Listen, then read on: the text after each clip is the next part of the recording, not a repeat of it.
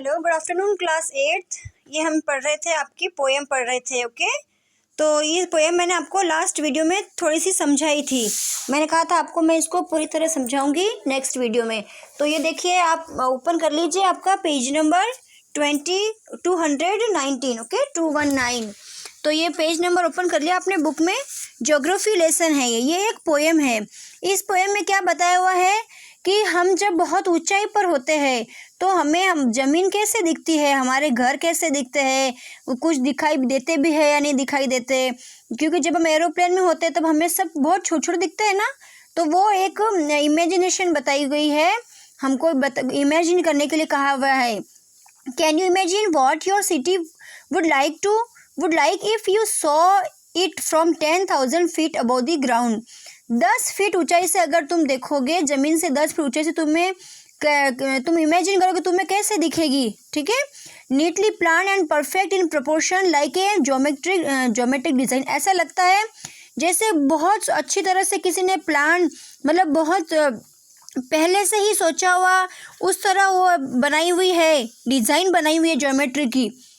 जिस तरह हम बराबर नाप लेकर बनाते हैं ना डिज़ाइन, तो ऐसा लगता है जैसे किसी ने ऐसे डिज़ाइन बनाई है। It would strike you as something very different from what it actually is while you are in the thick of it. मतलब हमें क्या लगता है कि वो जैसे एक्चुअल में है उससे वो बिल्कुल अलग लगती है। ठीक है, तो यही इस पोएम में है। तो मैंने आपको पोएम के स्टांजा समझाए थे। इससे क्वेश्चन आंसर देखिए। What was clear when the jet sprang into the sky.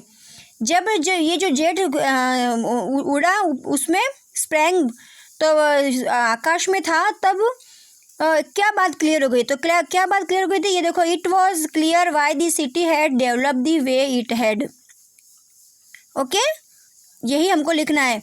The reason behind the way of development of city was clear. ये रीज़न क्लियर हो गया कि जो ये सिटी के डेवलपमेंट के पीछे का रीज़न जो है वह क्लियर हो गया था, है ना। हमें अपने शब्दों में बना के लिखना पड़ेगा क्योंकि ये तो पोएम है।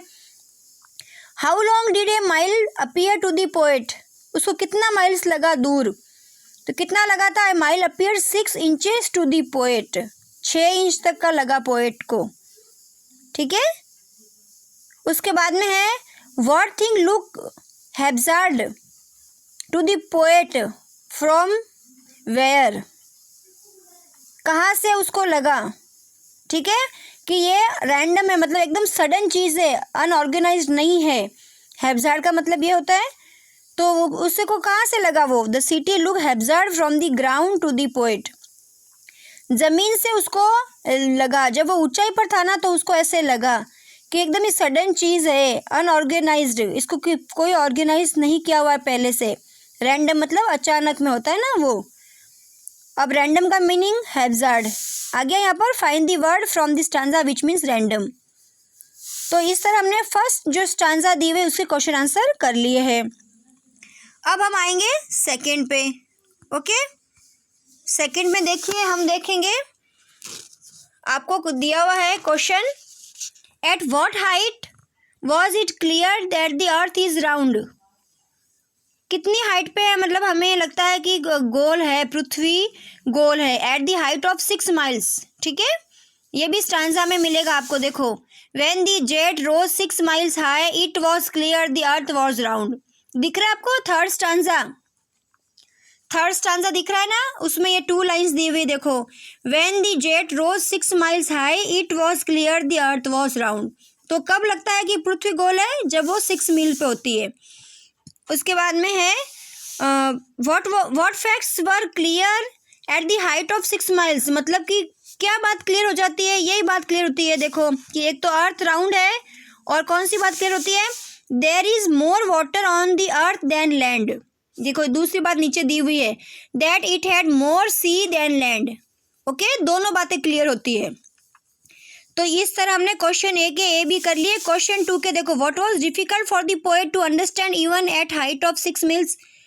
क्या डिफिकल्ट है, ये देखो नीचे लाइन में दिखा हुआ है। But it was difficult to understand that the men on the earth found causes to hate each other to build. ठीक है, क्या लगता है आपको। देखो यहाँ पर लिया हुआ है 2 फैक्ट्स। ये रहा, even the height of 6 miles, it was difficult for the poet to understand why people hate each other, build walls across cities and kill one another. ये दिखा वहाँ पे causes to hate each other, to build walls across cities and to kill. ये उसको लगता है बहुत मुश्किल समझना पोएट को कि लोग ऐसा क्यों करते हैं. और नेक्स्ट क्वेश्चन है find the word from the stanza which means reasons. अब रीजन का कौन सा वर्ड है? कॉजेस. कॉज मतलब भी कारण, रीजन मतलब भी कारण. समझ में आया आपको ये 3 स्टांजास. एक सेकंड स्टांजा के देखो, ये क्वेश्चन नंबर 2 हमारा रह गया, वो भी बता देती हूँ आपको. What is the logic of geography. Geography का लॉजिक क्या होता है? द जेट है ज्योग्राफिकल. देखो यहाँ पर क्या लॉजिक है. The logic of geography is that land and water attract humans.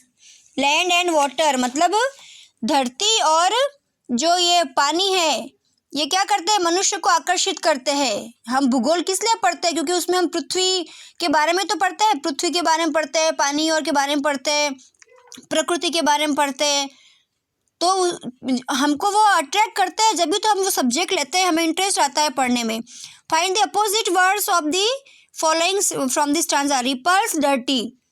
ठीक है, तो ये हमें मिलेगा. देखो ये स्टांजा आप देख लो फिर से पेज नंबर 219 पर.